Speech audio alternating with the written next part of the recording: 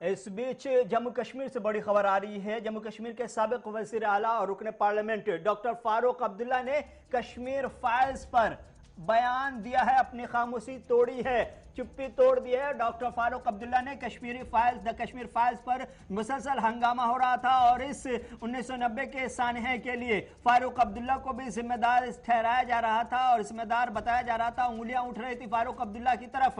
اب فاروق عبداللہ نے اس پر صفائی دی ہے اور صفائی دیتے ہوئے کہا ہے کہ 1990 میں جو کچھ ہوا وہ ایک سازش تھی اور سازش کے تحت یہ سب کچھ ہوا ہے۔ اس میں فاروق عبداللہ کا کوئی لینا دینا نہیں ہے، بلکہ ذمہ دار اس وقت کی دلی کی سرکار ہے، چونکہ اس وقت دلی کی سرکار نے ہی یہ سارا کچھ کیا ہے۔ آپ کو بتا دیں کہ فاروق عبداللہ نے آج ایک خصوصی گفتگو کے دوران ان باتوں کا انکشاف کیا۔ انہوں نے کہا کہ 1990 میں جو کچھ ہوا اس سے صرف کشمیری پنڈتوں کو دکھ نہیں ہوا، بلکہ کشمیری پنڈتوں کی صورتحال کو دیکھ کر کے ہر کشمیری آج بھی دکھی ہے اور ہر کشمیری آج بھی یہ چاہتا ہے کہ اس کا کشمیری پنڈت بھائی کس طرح سے واپس آئے۔ لیکن جو صورتحال ہے، ایسی صورتحال میں سرکار کو چاہیے تھا کہ اس طرح کی فلموں کو پروموٹ کرنے کے بجائے اس پر بین لگائے، چونکہ یہ فلمیں آگ لگانے کا کام کر رہی ہیں، ہندو مسلم کے درمیان دیوار اور اونچی کرنے کا کام کر رہی ہے۔ انہوں نے کہا کہ اگر اس پورے معاملے میں کمیٹی بٹھا کر کے جانچ کرائی جاتی ہے اور مجھے ذمہ دار ٹھہرایا جاتا ہے تو مجھے کسی بھی چوراہے پر آپ پھانسی دے سکتے ہیں، اس کے لیے میں تیار ہوں۔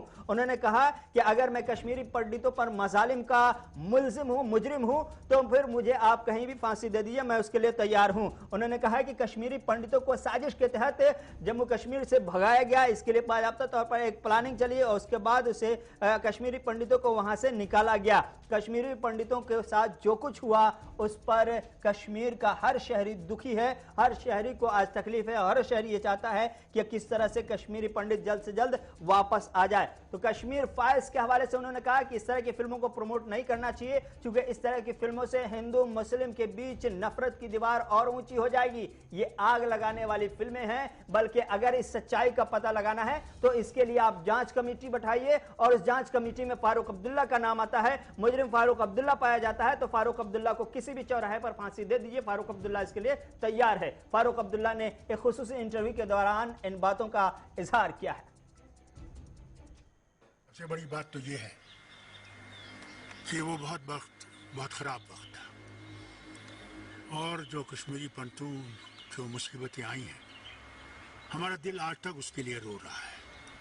میرے بہت سے دوست کشمیری پنڈت ہیں، آج بھی ہیں، پہلے بھی تھے، اور کوئی کشمیری ایسا نہیں ہے جو ان کے لیے رو نہیں رہا ہے۔ وہ نہیں چاہتا کہ وہ یہاں نہیں آئیں، چاہتے ہیں کہ گھر آئیں، اپنے گھر میں رہیں، تب کشمیر پورا ہوگا۔ مگر افسوس 90 میں جو ہوا وہ ایک سازش تھی۔ اس سازش کو کس نے کیا؟ ایک کمیشن بٹھائیے، اس میں پتہ لگے گا کہ کون کون اس کے ذمہ وار ہیں۔ ضرور فاروق عبداللہ پہ ہاتھ اٹھائے جا رہے ہیں، انگلیاں اٹھائی جا رہی ہیں، فاروق عبداللہ اتنا ذمہ وار نہیں ہے۔ ذمہ وار وہ ہیں جو اس وقت دلی میں راج کر رہے تھے، وہ ہیں جنہوں نے یہاں پہ اس آدمی کو بھیجا تھا، جنہوں نے ان کو فیسیلیٹیٹ کیا یہاں سے لے جانے کے لیے۔ یہاں پہ افسوس سے مجھے یہ کہنا پڑتا ہے، کشمیری پنڈتوں نے بھی بڑی قیمت اس کی ادا کی ہے، یہاں کے سکھوں نے بھی کی ہے، یہاں کے مسلمانوں نے بھی کی ہے۔ میں سمجھتا ہوں اگر اس چیز کو سلجھانا ہے تو ہم نے دلوں کو جوڑنے کی بات کرنی ہے۔ اس فلم کو دل جوڑ نہیں رہی ہے، یہ فلم دلوں کو توڑ رہی ہے اور سارے ملک میں ایک آگ لگا رہی ہے۔ اس آگ کو اگر ہم بجھائیں گے نہیں تو یہ آگ سارے دیش کو ایک دم شعلے کی طرح اڑا دے گی۔ ہمیں دل کو جوڑنا چاہیے۔ اور میں وزیر اعظم سے ضرور کہوں گا کہ مہربانی کر کے ایسی چیزیں نہ کریں جن سے کہ مسلمان اور ہندو کے رشتے جو ہیں وہ اور خراب ہوں اور ملک میں ایک ایسی صورت بن جائے جیسی ہٹلر کے زمانے میں جوس کے اوپر پڑی تھی جرمنی میں۔ فاروق عبداللہ نہیں نکالا، میں تو حکومت میں ہی نہیں تھا۔ اس وقت کی جو حکومت تھی اس کے یہاں کون تھے مکھیا؟ جگموہن جی تھے۔ اب وہ تو زندہ نہیں ہے، بات نہیں کرنی چاہیے جو مر گیا ہے، مگر سچائی تو وہی ہے۔ گاڑیاں کس نے بھیجی ان کے گھروں میں؟ گاؤں میں کس نے گاڑیاں بھیجی؟ کس نے فوج پولیس والوں کو کہا ان کو گاڑیوں میں بٹھائیے؟ یہاں آج بھی 800 خاندان رہ رہے ہیں، آرام سے رہ رہے ہیں اپنے گھروں میں، وہ نہیں گئے۔ کیا کسی نے ان کو ہاتھ لگایا؟ کسی نے ان کو مارا؟ ابھی بنسی لال ہے پلوامہ کا، اس نے بیان دیا ہے کہ میں تو یہیں رہا، میں نہیں گیا، اور میں خوش ہوں کہ میں یہاں رہا۔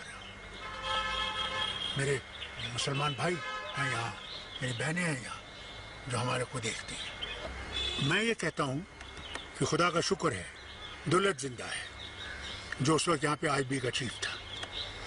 ہمارے عارف محمد خان صاحب زندہ ہیں جو گورنر ہیں کیرلا کے۔ موسیٰ رضا زندہ ہیں جو ہیں ہمارے چیف سیکرٹری تھے اس وقت، اور وہ چنئی میں ہیں۔ ان سے پوچھیے یہ کون ذمہ دار ہے۔ اگر یہ لکھائے گا ان کو کہ فاروق عبداللہ ذمہ دار ہے، میں تیار ہوں، مجھے جہاں بھی چاہے پھانسی دے دیں، مگر وہ کمیشن بٹھائیے جو یہ دیکھے گا کہ صحیح کون ہے، کس نے چٹی سنگھ پورا کیا، کس نے ان کو یہاں سے نکالا، کس نے وہ ہماری بہنوں کا ریپ کیا کپواڑہ میں، کس نے گولیاں چلائیں جو مسجد سے لوگ نکل رہے تھے، وہ بجباڑا ہو، وہ ڈاؤن ٹاؤن ہو، وہ سوپور ہو، وہ شپیاں ہو، اس کا معلوم کیجیے،